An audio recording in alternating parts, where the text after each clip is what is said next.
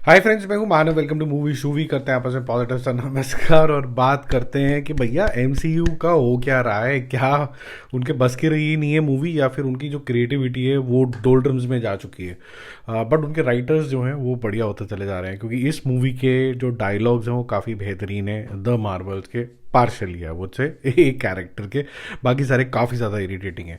देखो, ये मूवी ना अपने आप से ही compete कर रही है, अपने ही यूनिवर्स से compete कर रही है। ये मार्वल्स इस तरीके की मूवी मूवी है जो कि एवेंजर्स के साथ ही compete करने की कोशिश करते हैं।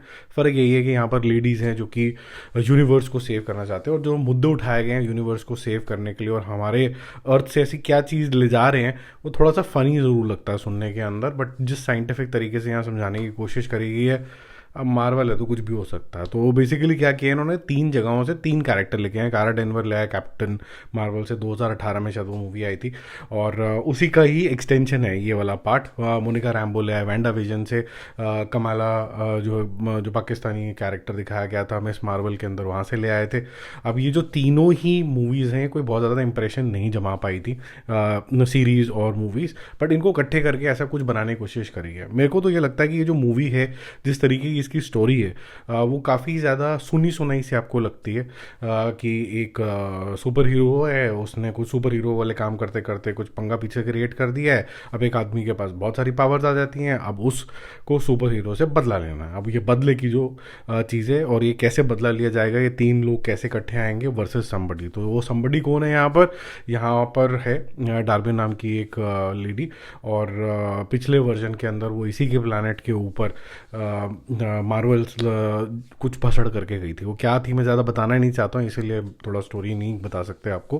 बट इन मैडम के हाथ में लग जाता है क्वांटम बैंड, जैसे बहुत पावरफुल बन जाती हैं, ज़बरदस्ती विलन बन जाती हैं, अलग अलग टाइम जोन से खोल के कहीं पर भी पहुँच जाती हैं, इंक्लूडिंग अर्थ। अर्थ से इसको कुछ चाहिए, ये क्या चाहिए, ताकि अपने प्लानट को दोबारा से रिवाइव कर पाएँ। तो उसी तरीके का कुछ क्रिप्टन टाइप का जोन के अंदर, थोड़ा सा इंस्पायर्ड फ्रॉम सुपरमैन वाली कहानी से भी है। अब ये जो जंप्स हो रही हैं टाइमलाइंस का, ये निक फ्यूरी को भी पता चल जाता है, और फिर कैसे वो कारा डेनवर्स को बुलाता है, फिर उसके बाद क्या कुछ होता है वो सब आप मूवी में फिगर आउट करते हो। लेकिन जैसे मैं आपको बता रहा हूँ, बोलोगे कि यार अब बचा क्या है इस मूवी में समझने के लिए। तो पहले तो ये ट्रेलर के अंदर सब कुछ क्लियर कर दिया गया है। दूसरी बात ये कि सारी कहानी सुनी सुनाई सी आपको लगने लग जाएगी। तो बोरिंग इसलिए लगने लग जाती है क्योंकि जैसे मैं आपको बता रहा हूँ कि भाई कैसे एक इंसान किसी का नुकसान कर देता है, नुकसान करते करते फिर वो खुद ही विलन बन जाता है, फिर विलन बनते बनते क्या हो जाता है, इनफैक्ट एक दूसरे की परछाई लगने लग जाती हैं ये मूवीज़। एवेंजर्स की परछाई मार्वल, और जिस तरीके से ये एंड होती है, डार्बिन का जो कैरेक्टर है वो जिस तरीके से एंड होता है, वो आपको बहुत हद तक जो हल्क का कैरेक्टर था फर्स्ट मूवी के अंदर, जो उसका बाप का कैरेक्टर था जिसमें बोलता ओ टेक इट ऑल, सारी पावर ले लो मेरी, वहाँ से कहीं ना कहीं इंस्पायर्ड आपको लगेगा। तो आपको ऐसा लगेगा कि क्रिएटिविटी के नाम पे तो जीरो होता चला जा रहा है मार्वल, और कहीं ना कहीं घुमा फिरा के कैरेक्टर इधर उधर करके हमारे को मूवी परोसता चला जा रहा है। मुझे समझ में नहीं आया इस मूवी की इतनी तारीफ क्यों हो रही है। आई थिंक जो चीज़ उनको थोड़ी सी अच्छी लगी होगी वो लाइटर मोमेंट्स। पहली बात, जो मिस मार्वल यानी कि कमाला के जो हैं as a fan girl of Kara Denver, जिस तरीके से दिखाई गई है, उसके जो डायलॉग्स हैं वो हमेशा ही ऑ में रहती है, वो शायद अच्छा लगा होगा। और दूसरा, एक इसके अंदर एक अलग तरीके की पोर्ट्रेयल है कि जब ये दोनों सेम तरीके की पावर्स यूज़ करते हैं तीनों, एक्चुअली में मोनिका रैम्बो भी, वैंडा विजन वाली भी, तो ये एक दूसरे की जगह स्वैप कर लेते हैं। तो वो थोड़े थोड़े मूवमेंट्स जो हैं वो फ़नी हैं। लास्टली टू कंक्लूड मैं ये भी बोलना चाहूँगा, और ये मैं हर एक सुपर हीरो मूवी के लिए बोलना चाहूँगा, कि जब कभी भी आप एक सुपर हीरो को बहुत पावरफुल बनाते हो तो उसको वनरेबल बनाओ।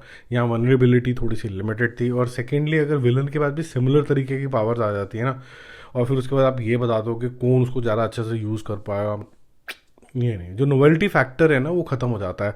मेरा जो हीरो है वो सेपरेट ही होना चाहिए, वो उसकी पावर्स सेपरेट ही होनी चाहिए, उसको कन्फ्यूजन में मत लेके आओ।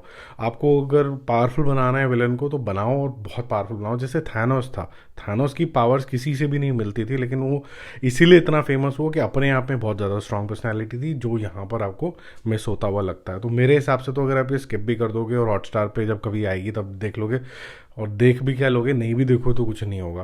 तो मेरा तो मूवी शूवी स्कोर इसके लिए है 5/10, वो भी कुछ लाइटर मोमेंट्स के लिए। अदरवाइज जिस तरीके का इसके अंदर VFX है वो भी आप देख चुके होगे शायद, जो लाइट शो जिसको बोला जाता था ब्रह्मास्त्र, बिल्कुल उसी तरीके के जोन के अंदर यहाँ पर है। बाकी जल्दी मिलते हैं और रिव्यूज़ और अपडेट्स से स्टे कनेक्टेड। Bye bye.